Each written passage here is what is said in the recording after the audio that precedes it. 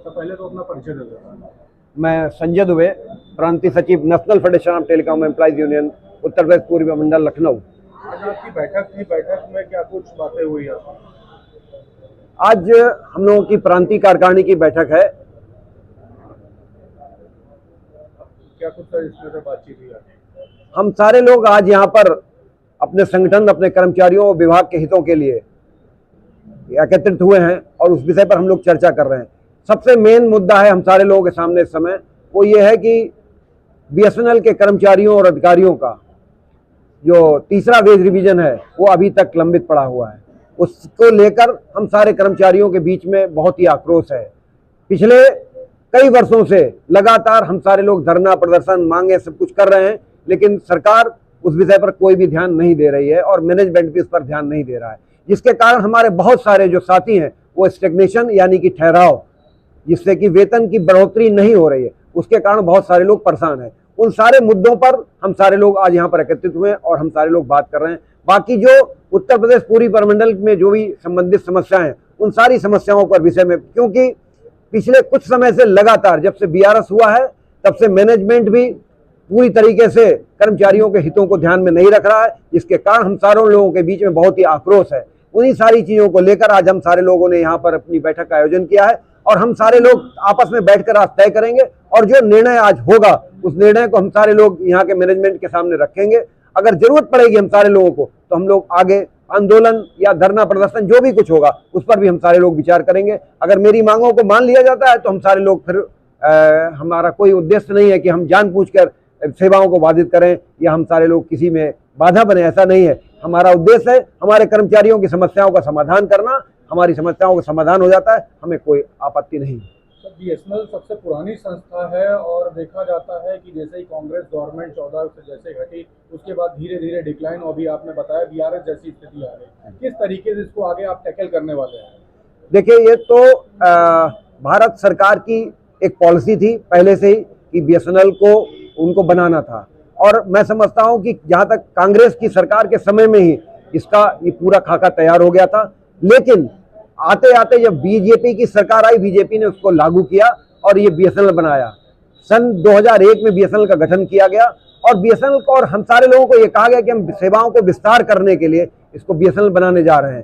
खैर, आपसी समझौता 3 दिन की हड़ताल national Federation of Telecom Employees union ने उस समय की थी, विरोध किया था कि बीएसएनएल को नहीं बनना चाहिए, लेकिन सरकार ने चूंकि उसका कैबिनेट से उसकी मंजूरी करा ली थी, उसको पास करा लिया था, तो वो एक बाध्यता थी कि उसको बनना ही बनना था। लेकिन उस समय हमारे कॉमरेड ओपी गुप्ता जी, जो कि उस समय के राष्ट्रीय महामंत्री हुआ करते थे, उन्होंने बहुत अहम समझौते किए, जिसमें सबसे पहला समझौता था कि नंबर 1 पर जो हमारा कर्मचारी है उसकी जॉब की गारंटी होनी चाहिए और भारत सरकार के कंसोलिडेटेड फंड से हम सारे लोगों को पेंशन मिलनी चाहिए। तीसरा हमारा था कि हमारी जॉब की गारंटी होनी चाहिए और अगर बाय द वे जब कभी बीएसएनएल आर्थिक रूप से कमजोर होगा तो उस पर सरकार मदद करेगी। और आप सारे लोग देख रहे होंगे उसी जो एजेंडा था, जो हम सारे लोगों ने अपनी मांगे मनवाई थी उस समय, उसी के तहत आज आपने सुना होगा कि भारत सरकार के द्वारा 1,64,000 करोड़ का एक पैकेज बीएसएनएल को दिया गया है इसके रिवाइवल करने के लिए। ये उसी का पार्ट है जो कि national Federation of Telecom Employees union यानी कि एनएफटी ने उस मांग के दौरान, हड़ताल के दौरान अपनी मांग में रखा था कि हमको एक ये पॉइंट भी चाहिए कि अगर कभी आर्थिक रूप से कमजोर होगा तो हम आपकी मदद करेंगे। इसके तहत ये आज हमारे सबके सामने है। सर अपना परिचय दे दें। मेरा नाम इस्लाम अहमद है। मैं national federation telecom employees federation का राष्ट्रीय अध्यक्ष हूँ। सर आज पूरी बैठक हुई, इसमें सर कंक्लूजन क्या निकला, सर निष्कर्ष सर पूरा क्या निकला? देखिए, मैं एपेक्स बॉडी का हेड हूँ, यहाँ आया हूँ। यहाँ पर जो प्रतिनिधि लोग आए हैं उनकी बातों को सुनूंगा, समझूंगा। जो हेडक्वार्टर लेवल पर हमको करना है उनके समाधान के लिए वहाँ जाने के बाद मैं सुनिश्चित करूँगा। सर अभी जैसे बात हुई, सर से बताया कि जो मौजूदा स्थिति है पहले तो थोड़ी सी बेटर हुई है, लेकिन कई जो एम्प्लॉय से बात करते तो उनको काफ़ी समय से देखिए, जब हम लोग बैठक करते हैं सिर्फ कर्मचारियों का हित का ध्यान नहीं रखते हैं। हमारा पहला है सेवा हित, कि पब्लिक को, कस्टमर को अच्छी सेवा मिले। अच्छी सेवा किस पर डिपेंड करती है? उपकरण पर, इंफ्रास्ट्रक्चर पर। इंफ्रास्ट्रक्चर हम कौन देगा? सरकार देगी। सरकार वो इंफ्रास्ट्रक्चर अभी तक हमको उपलब्ध नहीं करा सकी है जो कि प्राइवेट कंपनियों को उन्होंने उपलब्ध कराया है। हम चाहते हैं, आज हमारी जो नेटवर्क प्रॉब्लम है उसकी वजह यह है कि हमारा इंफ्रास्ट्रक्चर का नवीनीकरण नहीं हुआ। जो हमको मिलना चाहिए सरकार ने नहीं दिया है, निजी कंपनियों को दिया है।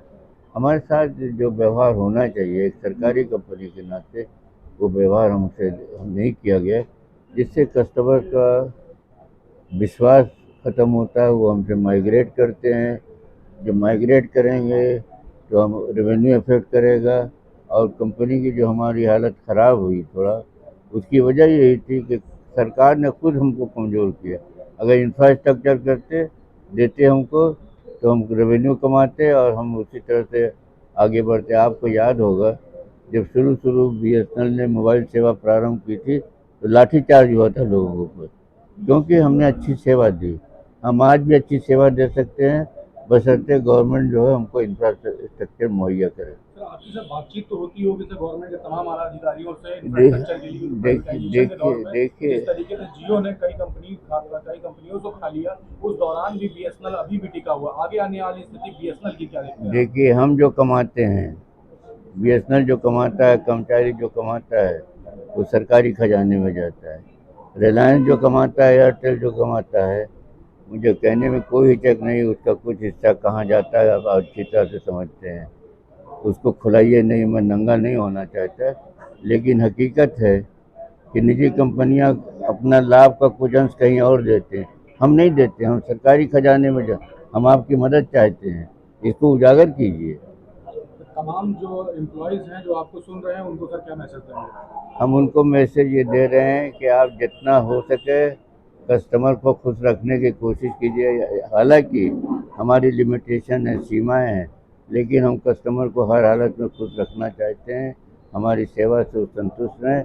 हम बराबर ये डिमांड कर रहे हैं कि हमको आप नया इंफ्रास्ट्रक्चर दीजिए, जिससे हम अच्छी सेवा दे सकें, गतिशील सेवा दे सकें।